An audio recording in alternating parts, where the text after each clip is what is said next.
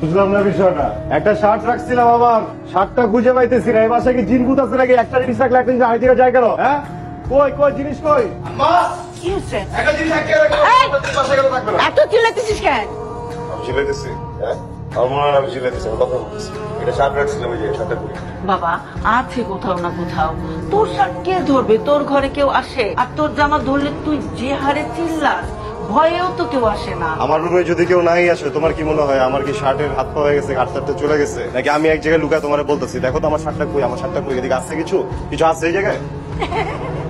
কি হয়েছে ভাইজান, এত চিল্লাইতেছেন কেন? ভাইয়া নাকি এখানে একটা শার্ট রাখছিল, ওটা খুঁজে পাইতেছেন। ওটা তো আমি ধুইয়া দিছি। আপনি যে আমার রুমে ঢুকছেন, আমার রুমে পানি শেষ হয়েছে। খালাম্মা আমারে কইছে তোর ভাইজানের রুমে যা, যেগুলো ময়লা কাপড় চোপড় আছে নিয়ে ধুইয়া দে। জামা কাপড় ময়লা হলে ধুইতে হবে না। ভাইয়া তুই তো অন্য শার্ট পর জানা। শার্টের প্যাচের মোবাইল মতো রাখতে লিখেছি। শার্ট আমি ওটাই পরবো, পোশাক পরবো। ওটা তো একদম ভিজা, যেটা রেখে কাঁচা ভিজা, শুকাইতে শুকাইতে বিকাল হয়ে যাবো। বাইরে একদম মাথার মধ্যে ভিজা দিব এটা। দেখছেন? কামাল, কামাল, এই কামাল, এই কামাল, এই কই রে? Sir sir sir sir sir sir আমি জানি স্যার, আপনি আমার উপর খুব খেয়ে পাচ্ছেন স্যার। স্যার এই যে ধরেন, এইটা ধরেন স্যার। আমার কথাটা যদি ভালো না লাগে আপনার, তাহলে আপনার যা খুশি আপনারা তা করেন স্যার। স্যার একটা মিনিট স্যার, আমি বলতেছি স্যার।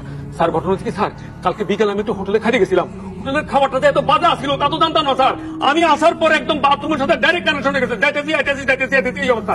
আপনি যে আপনার ডাকতেছেন চিল্লাইতেছেন, আমি সব শুনতেছি স্যার, কিন্তু কম্পিউটার আমার স্যার কেমন আছে স্যার, এই জন্য আমাদের হয়ে গেছে। কিন্তু স্যার তারপরে যদি আপনার রাগ হয়, একটা কাজ করেন, এই যে সালা আছে না, সালার মধ্যে আমার ঢুকাইয়া ইচ্ছা মতো থাকেন স্যার, কোনো অসুবিধা নাই। ইচ্ছা মতো শেখা, তারপর তো আমি শেষ, আমি তো থাকুন না স্যার। আমি তো একটা কষ্ট করিয়া বলটা আমার বোনের ধরা দিয়েন, আমার বউ শাহবাগের মনে পুলিশ স্যারের মনে বিচার করতে হবে, আর তো কোনো উপায় নেই স্যার।